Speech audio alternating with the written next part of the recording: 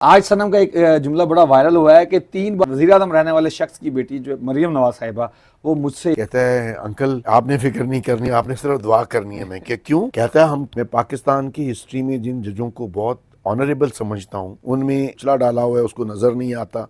वो 6-6 7-7 करोड़ रुपए का खाना उनका एक एक एमएनए जो है वो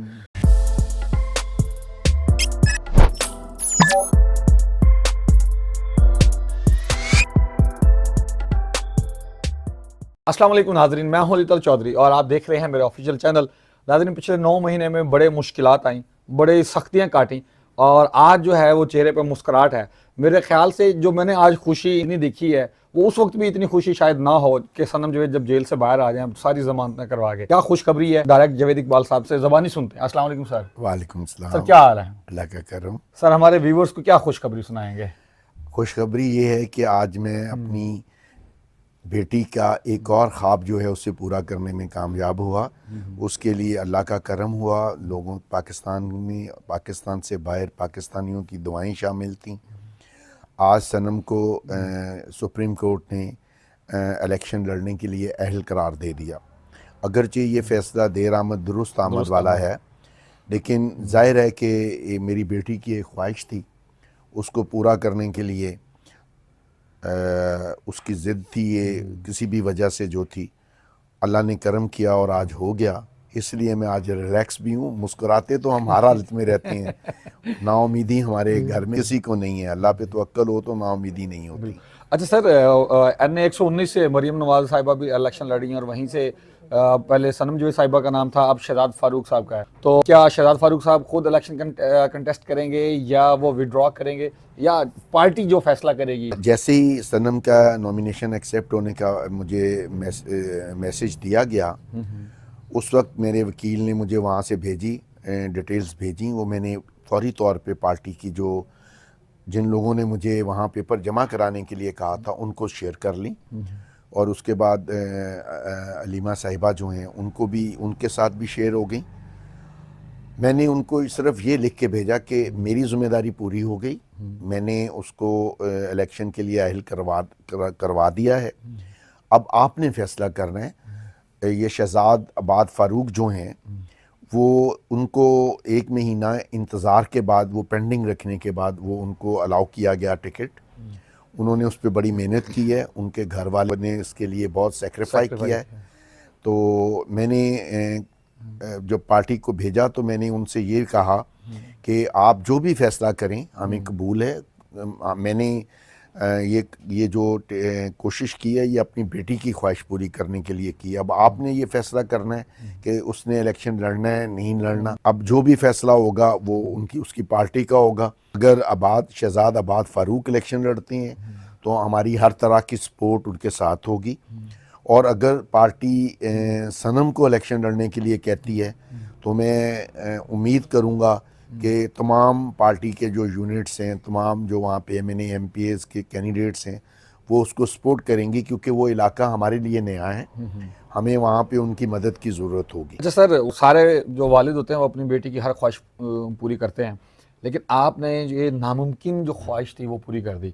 इसके ऊपर अपने ज़रा जज्बात शेयर करें हमारे नाज़रीन से। मुझे सबसे पहले अल्लाह का शुक्र अदा करना है। ये अल्लाह की तरफ से मुझे ये हिम्मत अता की गई। उसके बाद मेरे जो वकला हैं मैं उनका शुक्रिया अदा करूँगा, स्पेशली मियाँ अली इशफाक साहब का और शाहजेब मसूद साहब का और मोइस तारिक साहब का। उन लोगों ने इसको ये चैलेंज समझ के इस केस को लिया। उन्होंने मुझे कहा, इवन मैंने जब उनको कल मुझे बताया, मैंने जवाद को भेजा उसके भाई को, सनम के भाई को, क्योंकि उसके पास पावर ऑफ अटॉर्नी थी सारे डॉक्यूमेंट जमा कराने की। जेल हुकाम क्योंकि 4 दिन से उसके फॉर्म साइन करके नहीं दे रहे थे ताकि हम सुप्रीम कोर्ट में जा ना सकें, तो फिर हमने उसकी पावर ऑफ अटॉर्नी इस्तेमाल की और जवाद को भेजा। तो जवाद ने जाके पेपर जमा कराए और आज के लिए दिन मुकर्रर हुआ। तो क्योंकि सुबह के वक्त बहुत फोक होती है और शाम के वक्त भी फोक हो जाती है, तो मैंने अली को बताया, अली इशफाक साहब को, कि अली उसके पेपर हो गए हैं और आज के लिए केस फिक्स हो गया है। तो मैंने उसको ये कोई 12 साढ़े 12 बजे बताया। میں نے اسے کہا کہ آپ پروگرام بنا لو تاکہ میں آپ کو ساتھ لے کے ہم چلیں. اس نے کہا آپ انکل آپ انتظار تھوڑے ٹائم دیں, میں اپنے دو کولیگس جنہوں نے ساتھ جانا تھا, شاہ زیب مسعود صاحب اور معیز طارق وغیرہ, اور جو ان کی ٹیم تھی, ان سے بات چیت کر کے فائنل کر لوں پھر میں آپ کو بتاتا ہوں. تو میں کیونکہ ذہنی طور پہ تیار تھا, مجھے جانا تھا, اور میں چاہ رہا تھا کہ ہم دن میں چلے جائیں, رات وہاں اسٹے کریں تاکہ ان ٹائم ہم سپریم کورٹ پہنچ سکیں. میں کافی دیر انتظار کرتا رہا. 2 بجے کے قریب میں نے ان کو کال کی, انہوں نے کال نہیں اٹھائی. 1 بجے میں نے پہلے کی تھی. پھر میں انتظار کرتا رہا کہ شاید وہ کسی میٹنگ میں, ورنہ وہ نارملی فوراً فون اٹھا لیتے ہیں علی. تو 4 بجے کے قریب میں نے پھر ان کو فون کی. میں نے فون کیا تو وہ ہنسنے لگ گئے. میں نے کہا علی دیر ہو رہی ہے, ہم رات کو نہیں جا سکیں گے. کہتا ہے انکل آپ نے فکر نہیں کرنی, آپ نے صرف دعا کرنی ہے. میں کہ کیوں؟ کہتا ہے ہم تو جہلم پہنچ گئے ہیں. اچھا. میں کیا تم مجھے لے کے نہیں گئے؟ کہتا ہے انکل میں نے آپ کو کہا نا وہ میری بہن کا کیس ہے, ماشاءاللہ, تو میں نے خود کرنا ہے. آپ سمجھیں آپ وہاں پر ہیں, آپ بے فکر ہو کے. آج صبح جب 10 بجے انہوں نے آرگومنٹ کر لیے تو سب سے پہلے مجھے کال کیا, اور انہوں نے کہا کہ ہم نے وہی آرگومنٹ کیے ہیں جو ہم نے ہائی کورٹ میں کیے تھے, اور تمام.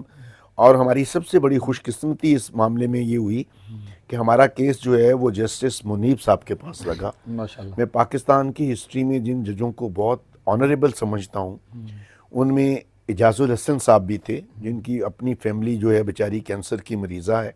پتہ نہیں انہوں نے کس حالات میں ریزائن دیا. وہ پاکستان کی جوڈیشل ہسٹری میں ان کا نام بھگوان داس, دوراب پٹیل اور کارنس کے ساتھ لکھا جائے گا. انہوں نے اتنا جرأت مندانہ فیصلہ کیا. اور جب مجھے یہ بتایا گیا کہ اس بینچ میں جس میں کیس لگ رہا ہے اس کی ہیڈ جو ہیں اس کے ہیڈ منیب صاحب ہیں, تو میں نے اسی وقت جان لیا تھا کہ یہ فیصلہ میرٹ پہ ہوگا اور اس میں صنم کو پرمیشن مل جائے گی. اچھا سر, وقت کی قلت کی وجہ سے میرا آخری سوال ہے آپ سے. سر ایک تو نیا حلقہ ہے, اور دوسری طرف وہاں پر بریانی, پائے, نہاریاں, بونگ کھلائے جا رہے ہیں جس طرح شاید شادیوں میں نہیں کھلائے جا رہے ہوں. تو پھر کیسے مقابلہ کریں گے؟ وقت بھی کم ہے, ایک طرف پیسے کی ریل پیل ہے, اور اس ڈیجیٹل دور میں کیسے کمپیٹ کریں گے؟ دیکھیں, جہاں تک آپ پاوے سریاں اور یہ اس کی ریل پیل کی بات کر رہے ہیں, تو وہ جو الیکشن کمیشن ہے اس نے آنکھوں میں پتہ نہیں کچلا ڈالا ہوا ہے, اس کو نظر نہیں آتا. وہ 6-7 کروڑ روپے کا کھانا ان کا ایک مہینے جو ہے وہ ایک ہی وقت میں کر رہا ہے. اس کو الیکشن ایکٹ کا پتہ نہیں ہے شاید. اس کو بتانا چاہیے کہ آپ نے پابندی لگائی ہوئی ہے کہ 1 کروڑ سے زیادہ خرچ نہیں ہو سکتا. تو جو کینڈیڈیٹ ایسا کر رہا ہے اس کو نااہل قرار دیں. وہ اصل میں یہ الیکشن وہ یہ سمجھ رہے ہیں کہ ہم سلیکشن کرنے جا رہے ہیں. جو ان کے ہینڈلرز ہیں نا جی, سیسیلین مافیا والے کے جو ہینڈلرز ہیں, ان کا خیال ہے کہ شاید ہم مینیج کر لیں گے. آج نیا دور ہے, ڈیجیٹل دور ہے. آج کی جو جنریشن ہے وہ بہت سمجھدار ہے, پڑھی لکھی ہے. میرا نہیں خیال کہ یہ الیکشن مینیج ہوگا ان سے.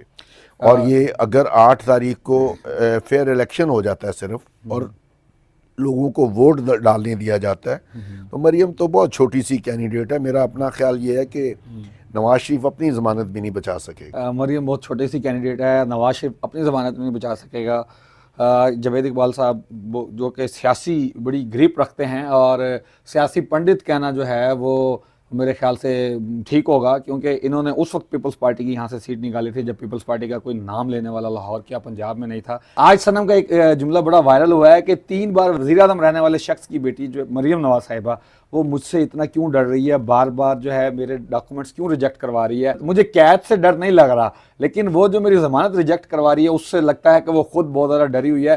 ناظرین, آپ کیا سوچتے سمجھتے ہیں, اور صنم کو کیا مشورہ دیں گے کہ وہ الیکشن کمپین اپنی ڈور ٹو ڈور کرے, فیس بک یا سوشل میڈیا کا یوز کرے, یا آپ لوگ خود ہی اویئرنیس پھیلا دیں گے؟ کمنٹ باکس میں لازم مینشن کیجیے گا. مجھے اجازت دیجیے, بہت شکریہ, اللہ حافظ.